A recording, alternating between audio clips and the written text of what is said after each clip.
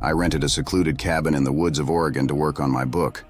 It was an old rustic place, perfect for the solitude I needed. As a writer struggling with a severe case of writer's block, I hoped the peace and quiet would spark my creativity. The Airbnb listing boasted about the serene environment and lush forests, which seemed ideal for my retreat. After a long drive, I arrived at the cabin in the late afternoon. The first thing I noticed were the strange symbols carved into the trees and painted on rocks around the property. They looked ancient, maybe Native American, I thought. I dismissed them as local folklore, more curious than concerned. The cabin itself was charming, with a cozy interior that immediately made me feel at home. Shortly after settling in, I received a welcome message from the host. "Welcome, Jacob. Hope you enjoy your stay. Please remember to stay indoors after dark for safety reasons. Feel free to contact me if you need anything." The message was friendly but vague. Safety reasons. I shrugged it off, assuming it was just a precaution against wild animals. That night, as I was preparing dinner, I heard faint chanting in the distance. Curious, I stepped outside and saw distant torchlights flickering in the woods. It sent a chill down my spine, but I convinced myself it was probably just a local event or celebration. I went back inside, locked the door, and tried to focus on my writing. The next night, the chanting returned, louder this time, and the torchlights seemed closer. The rhythmic voices and flickering flames were unsettling, but I tried to ignore them. However, my curiosity got the better of me, and I peeked through the window. To my horror, I saw a group of robed figures moving slowly through the trees, chanting in unison. My heart raced, and I quickly drew the curtains, retreating to the safety of the cabin. I messaged the host about the strange occurrences. Their reply was quick and cryptic. "Don't worry, Jacob. It's just a local tradition. Nothing to be afraid of." Nothing to be afraid of? It was far from reassuring, but I had no choice but to accept it. The following night, the chanting was even louder, and the torchlights were now just beyond the edge of the clearing around the cabin. I stayed indoors, as advised, but my anxiety was growing. Around midnight, I heard footsteps outside. I peered through a crack in the curtains and saw the robed figures surrounding the cabin. They began a ritual, chanting louder and raising their torches high. Suddenly, one of them pulled out a struggling bound figure and forced them to kneel in the center of the circle.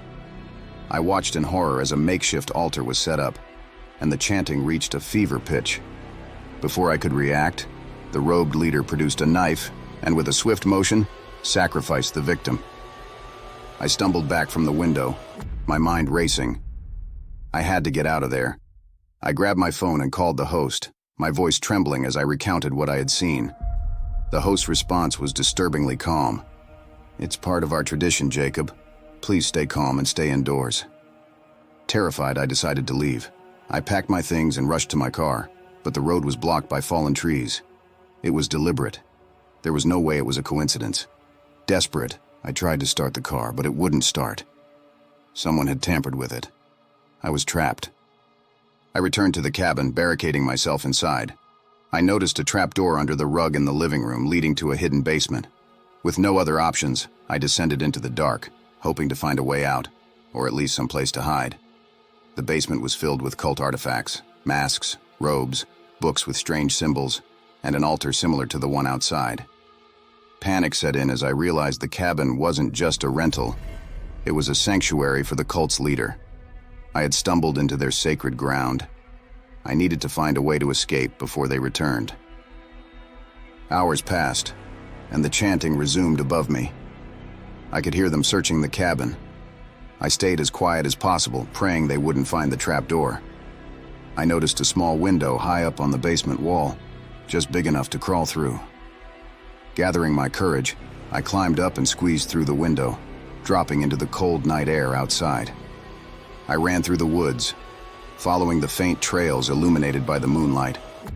I could hear the cultists behind me, their chanting growing louder as they realized I had escaped. My heart pounded as I pushed myself to keep running, the trees and underbrush tearing at my clothes and skin. Eventually, I found a road and flagged down a passing car. The driver, an elderly man, looked at me with concern as I breathlessly explained what had happened. He drove me to the nearest town, where I called the police. The authorities investigated the cabin, but by the time they arrived, the cult had vanished, leaving no trace behind. The symbols, the artifacts, and even the bodies were gone. The host, too, was nowhere to be found. The police dismissed my story as a figment of my imagination, a result of stress and isolation. I left Oregon, never to return. The experience haunted me, and I abandoned my book project, unable to shake the memories of that night. The symbols, the chanting, the sacrifice, it all stayed with me, a dark reminder of the horrors that lurk just beyond the edge of civilization. I rented out an Airbnb in Northern California for a much-needed break. I don't go on many trips out of town, so this was one of the few times I've had to stay somewhere, other than a friend or family member's house. The area I needed to stay in was small, and most of the hotels didn't look very nice. To my surprise, there was a single home listed on Airbnb. It was my first time using the site, but the house looked like a decent place, much better than the hotels. I requested the dates, and in a few minutes the place was booked. The following week, I started the drive. When I got to the town, which was about 14 hours from my city, it was well into the night. The town almost looked deserted compared to where I was used to living. All the houses' lights were off, and all the stores were closed. No people or cars were out. Of course, it was the middle of the night, so I didn't expect this small town to be lit up and active at this time, but it was still eerie considering I hadn't seen it during the day. I only came in with this as the first impression. The street that took me to the Airbnb was dark as well, leading through a winding, forested neighborhood until I eventually ended up at the house. It was one of few that had its porch and outdoor lights on, but one window upstairs had a light coming through it as well. I figured the last guest had just made the mistake of leaving it on, so I thought nothing of it and started getting my stuff up to the front door. I got the key code from my email and opened the door, getting inside and locking the door behind me. I quickly put my stuff in the corner of the room, then went upstairs to turn off the light that was left on. It was one of the spare bedrooms, only having a bed and a small dresser in it. I flicked it off, then went to the main bedroom to set up my things. I was only staying for one night, but had it booked for 2 because I needed to be there late into the following day. I was up for no more than an hour before finally getting in bed and turning in for the night.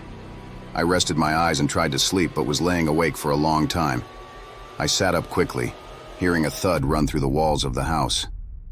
I stared at the door, trying to think what could have been the cause of the sound, but with no ideas coming to mind, I got up to check. I opened the door softly, peering into the upstairs hallway. It was dark and quiet now. No more thuds, only the sounds of the house swaying in the wind. I stepped back and quietly shut the door, but a strange feeling came to me that had me wait as I thought more about the sound I heard. As I stood there, soft creaks started to go along the floorboards from the other room. I listened with my ear against the door as the creaking moved into the hallway and then began making its way toward the door. I was so in shock that I almost didn't realize that it had to be footsteps of someone approaching. My heart started racing as they came right up to the other side of the door. I put my hand tightly on the door handle to keep it from moving, and only a moment later, I felt it pull down. As soon as I resisted, they eased off. There was a small moment before suddenly the handle was forced down, and they slammed into the door. It swung half open before I pressed my body back into it. I only saw half of their face in the doorway, but in their eyes was an anger that I didn't expect to ever see. After a struggle, I somehow managed to push the door back into the latch and lock it. The man on the other side tried to get it back open, but after yelling a few unpleasant words towards me, he ran downstairs and out of the house. I was still catching my breath, and my mind was racing. But I gathered myself up and dialed 911. For such a small town, they came shortly after. The owner of the Airbnb continued with the case after I left the following day, but I wish I had kept up with it. That man seemed so desperate to get into my room and was in some state of rage, like he wanted to hurt me as if I'd done something to him. Everything about it is disturbing, and I don't think I'll ever get it out of my head, but Airbnbs probably won't be something I take part in again for a long time. I arrived at the cabin just as the sun was dipping below the horizon, casting a golden glow over the forested mountains. The Airbnb listing had promised tranquility and inspiration, and as I stepped out of the car and stretched, I felt a sense of peace wash over me. The cabin was quaint, nestled between tall pine trees, with a breathtaking view of the mountains. Mrs. Porter, an elderly woman with a kind smile, met me at the door. She handed me the keys and gave a brief tour of the cabin, pointing out the essentials.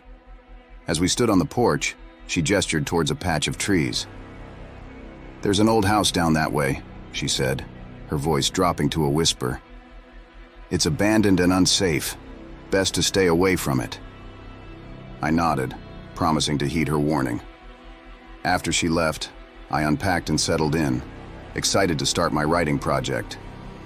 As night fell, I heard strange noises outside, rustling leaves, twigs snapping, but I dismissed them as normal forest sounds.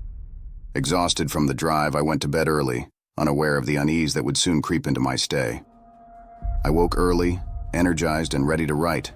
The cabin's cozy atmosphere was perfect for inspiration, and I made good progress on my project. In the afternoon, I decided to take a break and explore the surroundings. The air was crisp and fresh as I walked through the woods. I felt a strange sensation, as if someone was watching me. I shrugged it off, attributing it to my overactive imagination. However, as I approached the dilapidated house Mrs. Porter had warned me about, I heard faint whispers and footsteps behind me. Turning around quickly, I saw no one. My heart raced, and I hurried back to the cabin, locking all the doors and windows. The feeling of being watched lingered, casting a shadow over my evening. Despite my unease, I managed to get some writing done before going to bed. The next morning, I noticed something odd. Items in the cabin had been moved. My laptop was not where I had left it, and a chair was slightly out of place. I tried to brush it off, but a sense of dread settled in my stomach. That night, the knocking on the windows began. Soft at first, then more insistent. My pulse quickened, but I forced myself to stay calm. Determined to uncover the source, I set up a camera in the living room, hoping to capture any unusual activity while I slept. Reviewing the footage the next morning, I felt a chill run down my spine. A shadowy figure moved around the cabin, pausing to stare directly into the camera for several minutes before disappearing. I felt a wave of nausea as fear gripped me. I called Mrs. Porter, but there was no answer. Panic rising, I contacted the local police. They arrived within the hour, inspecting the cabin thoroughly but finding no signs of forced entry. They suggested I might be imagining things due to isolation, but I knew what I had seen. That night, the noises returned, louder and more persistent. Driven by a mix of fear and curiosity, I decided to follow them. They led me to the basement, where I discovered a hidden door behind a stack of old boxes. The door opened to a narrow, dark tunnel. I hesitated, my heart pounding, but then I stepped inside, driven by the need to uncover the truth. The tunnel connected to the abandoned house. Inside, I found clothes, food, and a wall covered in photographs of me, taken from inside the cabin. Terrified, I ran back to the cabin, my mind racing. When I reached the living room, Mrs. Porter was there, waiting for me. Mrs. Porter's face was grim. She revealed that her mentally unstable son had been living in the abandoned house and had become obsessed with me. Before I could react, he appeared, wild-eyed and furious. A struggle ensued and I barely managed to escape, driving frantically to the nearest town. The police were quick to respond, and both Mrs. Porter and her son were arrested. The ordeal was over, but the fear lingered. I returned home, deeply shaken. The experience had left scars that wouldn't heal easily. I decided to take a break from freelance writing and seek therapy to cope with the trauma. Just when I thought I could move on, a letter arrived with no return address. Inside was a single photograph of me, looking out the window of the cabin. The terror I thought I'd escaped came rushing back, leaving me with the haunting realization that some nightmares never truly end. I had been looking forward to the week-long conference in the bustling city for months. Renting a modern loft through Airbnb seemed like the perfect way to enjoy a change of scenery. and get some inspiration for my writing. The loft was everything I hoped for. Spacious, bright, and located in a vibrant neighborhood filled with cafes, boutiques, and street performers. On my first night, after a long day of networking and attending panels, I decided to unwind with a glass of wine on the balcony. As I gazed at the city lights, I noticed someone entering the building across the street. My heart skipped a beat. The woman looked exactly like me. Same dark hair, same height, even wearing a similar outfit. I blinked, convinced my tired eyes were playing tricks on me, and dismissed it as a strange coincidence. The next morning I woke early, eager to explore the city before the conference resumed. I grabbed a coffee from the cafe on the corner and strolled through a nearby park. I froze when I saw her again, sitting on a bench, reading a book. She glanced up and our eyes met.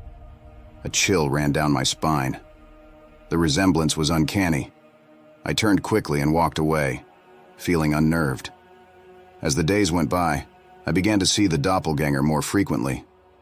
She seemed to be everywhere, at the conference, in the supermarket, even at the gym I visited one morning. Each time she was doing something I had done just hours before, wearing clothes eerily similar to mine. It was as if she was mimicking my every move.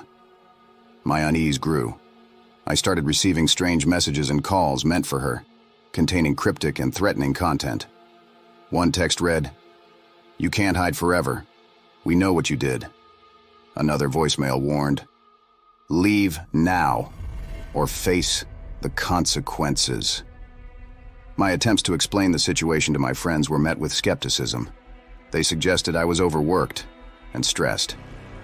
One night there was a knock on the door. My heart raced as I approached, peering through the peephole.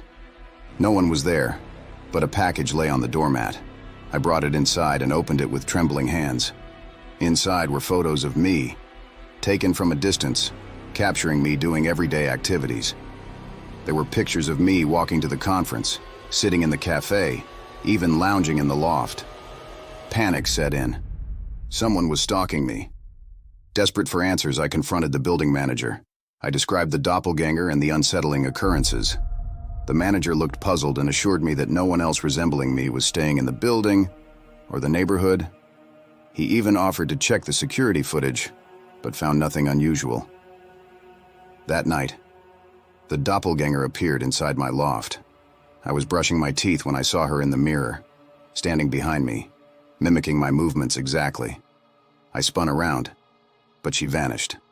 I searched the loft, every corner, every closet, but found nothing. My mind was unraveling and I questioned my own sanity. Determined to get to the bottom of this, I researched the history of the loft. I discovered that the previous tenant, a woman named Sarah, had a similar experience. Sarah had documented everything in a journal, which I found hidden behind a loose brick in the wall. She wrote about seeing her doppelganger, receiving threats, and eventually disappearing under mysterious circumstances. The last entry read, "She's getting closer. I can't escape her." Decided to set up a camera to capture evidence of the doppelganger. I positioned it in the living room, aimed at the spot where I had seen her before. That night, she appeared again. I watched in horror as she walked into view of the camera, stared directly into the lens, and then disappeared. Next morning, I checked the footage, but she was not there. My paranoia reached its peak. I barely slept, kept all the lights on, and avoided mirrors. I knew I had to find a way to break free from this nightmare. I returned to Sarah's journal hoping for a clue. Buried in the final pages was a mention of a ritual, a way to banish the doppelganger. The instructions were cryptic, involving a series of steps that had to be performed at midnight. I gathered the items needed, a mirror, a candle, and a piece of my own clothing. As the clock struck 12, I began the ritual, following the steps meticulously. I lit the candle, stared into the mirror, and chanted the incantation from the journal. At first, nothing happened. Then the air grew cold, and the flame flickered.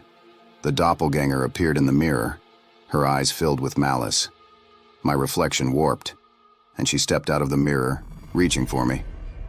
Summoning all my courage, I completed the final step of the ritual, burning the piece of clothing while reciting the last line of the incantation. She screamed, a chilling sound that echoed through the loft. She dissolved into smoke, sucked back into the mirror. The glass shattered, and the room fell silent. I collapsed to the floor, exhausted, but relieved. I had done it. The curse was broken. The next day, I left, vowing never to return. Contacted the Airbnb host, explaining that I had to leave early due to personal reasons. I never mentioned the doppelganger or the ritual, fearing they would think I was insane. I moved to a new city, far away from the haunting memories of that week. I resumed my writing, channeling my fear and experiences into a novel that became an instant bestseller. Yet, every now and then, I would catch a glimpse of a familiar face in a crowd, or see a shadow that seemed too familiar, and a shiver would run down my spine. I knew the doppelganger was gone, but the trauma lingered, a reminder of the thin veil between reality and the supernatural. I learned to live with the shadows, using my story as a cautionary tale of the dangers that lurk in the most unexpected places. I rented an Airbnb in a small town in the Midwest for a week-long getaway. I wanted to escape the hustle and bustle of city life, and the quaint, quiet town seemed like the perfect place. The house was charming and situated at the end of a cul-de-sac, surrounded by thick woods. It looked like an idyllic retreat from the photos on the listing. I arrived in the late afternoon. The sun was setting, casting a warm glow over the town. The house was even more charming in person, with its white picket fence and neatly trimmed lawn. I parked my car in the driveway, grabbed my bags, and headed inside.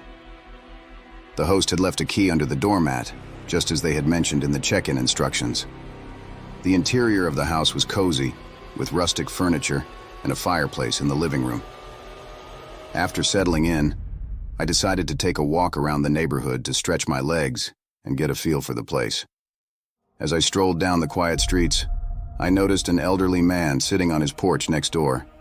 He waved me over with a friendly smile. "Hello there. You must be the new guest staying at the Airbnb," he said. "Name's Henry. Lived here my whole life."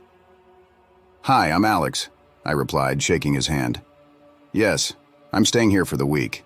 It's a beautiful town." Henry nodded. "It is.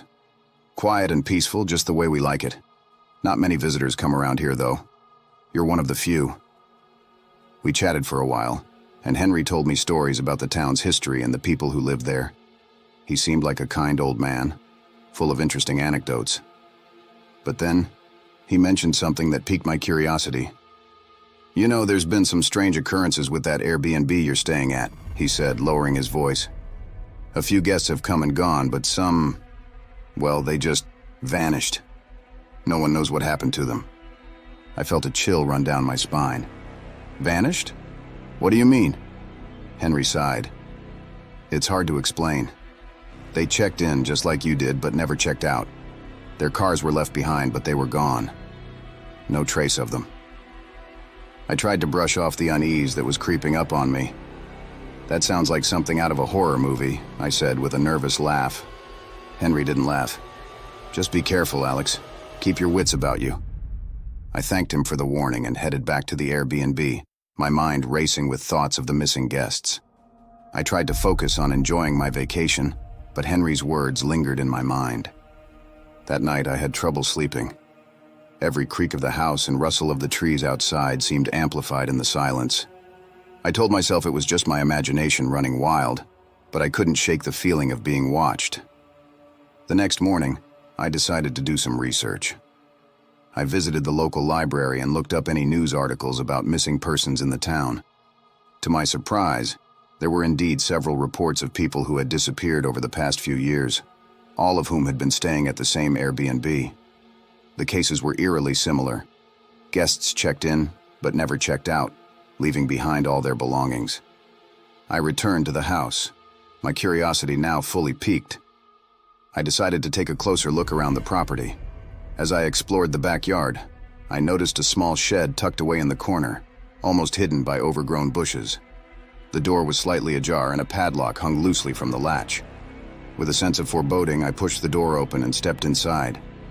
The shed was filled with old tools and gardening supplies, but what caught my eye was a stack of boxes in the corner.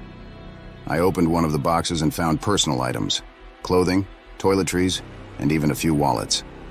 My heart pounded as I realized these must have belonged to the missing guests. I took out my phone and snapped some pictures, planning to show them to the police. As I was about to leave the shed, I heard footsteps approaching. I quickly hid behind a stack of crates, my breath shallow and my heart racing. The footsteps stopped outside the shed, and I heard the familiar voice of my host, Mark. "I know you're in there, Alex," he called out, his tone menacing. "You shouldn't have gone snooping around." I felt a surge of panic. How did he know I was there? I tried to stay as still as possible, hoping he would leave. But Mark stepped inside the shed, his eyes scanning the room until they landed on me. "There you are," he said with a cold smile. "You've seen too much." Before I could react, Mark lunged at me. I tried to fend him off, but he was much stronger than he looked. He pinned me to the ground and pulled out a syringe from his pocket. I struggled, but he managed to inject me with a sedative. My vision blurred, and darkness closed in around me. The last thing I heard was Mark's voice, whispering in my ear. "You're not the first, and you won't be the last." When I woke up, I was in a small, windowless room. My hands and feet were bound, and I had no idea where I was. Panic set in as I realized the gravity of my situation. I had to find a way out. I struggled against the ropes, but they were tied tight. Desperation fueled my efforts, and after what felt like hours, I managed to loosen the knots enough to free my hands. I untied my feet and stood up, my legs shaky. The room was bare except for a single door. I pressed my ear against it, listening for any sounds outside. Hearing nothing, I slowly turned the knob and peeked out. The hallway was empty, and I could see a staircase leading up. I crept down the hall and up the stairs, trying to be as quiet as possible. As I reached the top, I found myself in the main part of the house. It was eerily quiet, and I could see the front door just a few feet away. Summoning all my courage, I made a run for it. I burst through the front door and sprinted to my car, fumbling for my keys. As I started the engine, I saw Mark running out of the house, shouting at me to stop. I didn't look back. I sped down the street, my hands trembling on the wheel. I drove straight to the police station and reported everything. The police took my statement and assured me they would investigate. A few days later, I received a call from the police. They had arrested Mark and found more evidence linking him to the disappearances of the other guests. It turned out he had been running a kidnapping ring, using the Airbnb to lure unsuspecting travelers. The news shook me to my core. I couldn't believe how close I had come to becoming another one of his victims. The experience left me traumatized, and it took me a long time to feel safe again.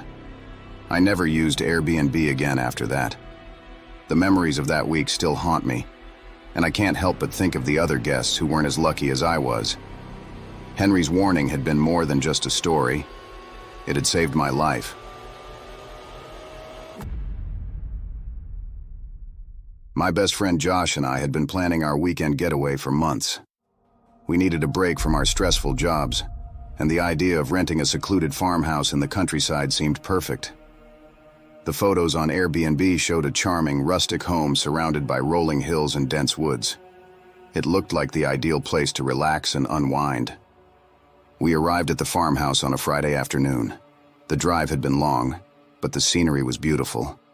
As we pulled up the gravel driveway, the house came into view.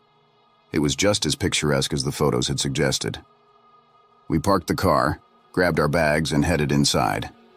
The interior was cozy and welcoming, with exposed wooden beams and a large stone fireplace. After unpacking, we decided to explore the property.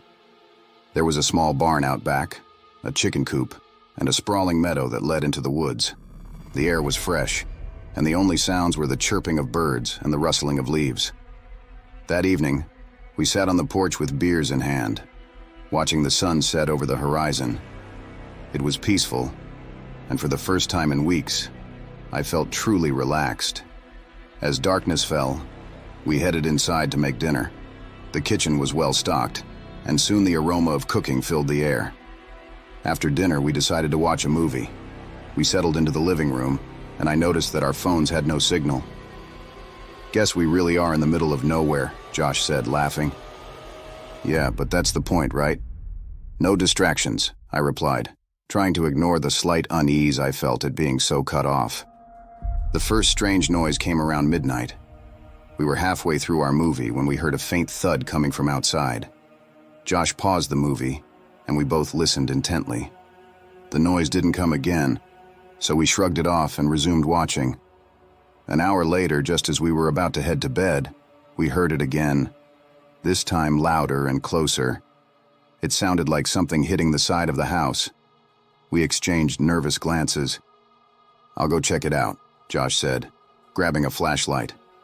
I followed him to the front door, and we stepped outside. The air was cool, and the night was pitch black except for the beam of Josh's flashlight. We walked around the house, scanning the area. Everything seemed normal, and we couldn't find anything that could have caused the noise. "Probably just an animal," Josh said, though he didn't sound entirely convinced. We went back inside, locked the doors, and headed to our respective bedrooms. I lay in bed, staring at the ceiling, unable to shake the feeling that something wasn't right. Eventually, exhaustion took over, and I fell asleep. I woke up to the sound of footsteps. They were faint but unmistakable, coming from somewhere inside the house. I glanced at my phone, still no signal. Heart pounding, I crept out of bed and opened my door just enough to peer into the hallway. Josh was already there, looking as alarmed as I felt. "You heard it too?" I whispered. He nodded. "Stay here, I'll check it out." "No way, I'm coming with you," I insisted. We moved quietly down the hall, checking each room. The farmhouse was eerily silent, but the sense of unease grew stronger. When we reached the living room, Josh's flashlight beam caught something that made my blood run cold. The front door was wide open.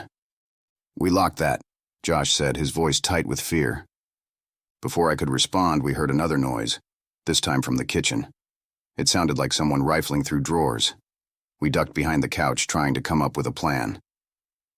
"We need to get out of here," I whispered. "To the car." Josh nodded, and we started to move toward the back door, hoping to avoid whoever was in the kitchen. As we reached the door, I glanced back and saw a shadowy figure moving in the hallway. My heart raced, and I urged Josh to hurry. We burst out the back door and sprinted to the car. Josh fumbled with the keys, and my heart sank as I saw the headlights flash but no engine start. "It's not working," he said, panic in his voice. "Try again," I urged, but it was no use. The car wouldn't start. We looked back at the house, seeing the figure step out onto the porch, illuminated by the porch light. There were more of them. 3, maybe 4 men, all dressed in dark clothes. "We need to hide," I said, pulling Josh toward the barn. We dashed inside and closed the door as quietly as we could. The barn was dark and musty, filled with old tools and hay bales. We found a ladder leading to the loft and climbed up, hoping it would be a safe place to hide. We sat in the dark, listening to the sounds of footsteps outside. I prayed they wouldn't find us. My mind raced with thoughts of what they wanted and why they were here. The realization that our phones had no signal felt even more ominous now. Suddenly, the barn door creaked open. I held my breath, clutching a rusty pitchfork I'd found. The intruder's flashlight swept across the barn, and I could hear them talking in low voices. "They must be around here somewhere," one of them said. "Find them." The footsteps grew closer, and I felt a surge of panic. I looked at Josh, who was gripping an old shovel, his face pale. We had to do something. As the intruders began climbing the ladder, I knew we had to act. I swung the pitchfork at the first man's head, knocking him off balance. He fell with a thud, and Josh hit the second man with the shovel. The other 2 scrambled back, shouting in surprise. "Run!" I yelled, and we bolted down the ladder and out of the barn. We sprinted toward the woods, the sounds of our pursuers close behind. My lungs burned, and my legs felt like they would give out, but we kept running. We finally reached a small clearing and collapsed, trying to catch our breath. The night was eerily silent again, but we could hear the distant shouts of the intruders searching for us. "We need to keep moving," Josh said, pulling me to my feet. "We have to find help." We stumbled through the woods, guided only by the moonlight. After what felt like hours, we saw lights in the distance. A farmhouse. We made our way to the house, pounding on the door and praying someone would answer. An elderly couple opened the door, their faces filled with concern. We quickly explained what had happened, and they let us inside, locking the door behind us. The woman handed us a phone, and for the first time, I felt a glimmer of hope as I dialed 911. The police arrived within minutes, and we led them back to the farmhouse. The intruders were gone, but the evidence of their break-in was clear. The officers took our statements and assured us they would investigate. Exhausted and shaken, Josh and I were taken to a nearby motel to spend the rest of the night. We didn't sleep, too haunted by the events of the night. The next day, we retrieved our belongings from the farmhouse and headed back to the city. The police later informed us that the intruders were part of a gang targeting isolated vacation homes. They had been watching us from the moment we arrived, cutting off our phone signal and sabotaging our car. It was a chilling reminder of how vulnerable we were in that secluded place. The experience left us both traumatized, and it took a long time for us to feel safe again. We never spoke of returning to that farmhouse, and our weekend getaways were forever changed. The memory of that night remains a stark reminder of how quickly a peaceful retreat can turn into a fight for survival. I rented an old, charming house in a historic district for a romantic getaway with my girlfriend, Emily. We were both history buffs, so staying in a place with a rich past was exciting. Upon arrival, we were greeted by an overly friendly but peculiar elderly neighbor named Mr. Thompson. He eagerly shared stories about the house's dark history, including a famous unsolved murder that took place there decades ago. Back in the 1920s, a young woman named Clara was found dead in this very house. They never caught the killer, he said, with a gleam in his eye. We thanked him for the information, though it made us slightly uneasy. We brushed it off as part of the house's charm. The first night, as we were getting ready for bed, we heard unsettling noises, creaks and groans that seemed to come from within the walls. Old houses make noise, I reassured Emily, though I wasn't entirely convinced myself. The shadows cast by the flickering street lamp outside seemed to dance eerily on the walls. The next day, we decided to explore the attic. Amidst the old furniture and dusty boxes, we found an old diary. It belonged to Clara, the woman who was murdered. Her entries were filled with paranoia, describing how she felt someone was always watching her. I saw him again today, lurking outside my window. One entry read. Emily shivered as she read it aloud. That night, the noises grew louder, and we started finding messages written in the dust on surfaces, warning us to leave. "Get out," was scrawled on the bathroom mirror, and "He's here" was etched into the dust on the kitchen counter. Fear began to set in, but we tried to rationalize it. Maybe it was just our minds playing tricks on us. Around midnight, we were startled awake by the sound of the back door creaking open and footsteps in the hallway. My eyes widened, and I grabbed the baseball bat I had brought just in case. Emily clung to me, trembling. Gathering my courage, I swung the bedroom door open and was met with nothing but an empty hallway. We decided to stay up for the rest of the night, taking turns keeping watch. Around 3 a.m., we saw Mr. Thompson standing inside our house, holding a candle. "I'm here to protect you," he whispered. "The killer still roams these parts." Emily and I exchanged a horrified glance. "You need to leave," I said, my voice shaking. Mr. Thompson insisted he was there to help, but his presence only made things worse. We decided to leave immediately. We packed our bags and rushed out to our car, but it wouldn't start. Panic set in. Mr. Thompson stood on his porch, watching us with a strange smile. "You can't escape him," he called out. Desperate, I dialed the police. They arrived within minutes, and Mr. Thompson retreated into his house. The police managed to jumpstart our car and followed us to a nearby motel. We spent the night there, too terrified to sleep. The next day, we contacted the Airbnb host and told them everything. They were shocked and promised to investigate. Weeks later, we learned that Mr. Thompson had a history of mental illness and was indeed the prime suspect in Clara's murder. He had been living next door for years, convincing himself he was protecting others from a non-existent killer.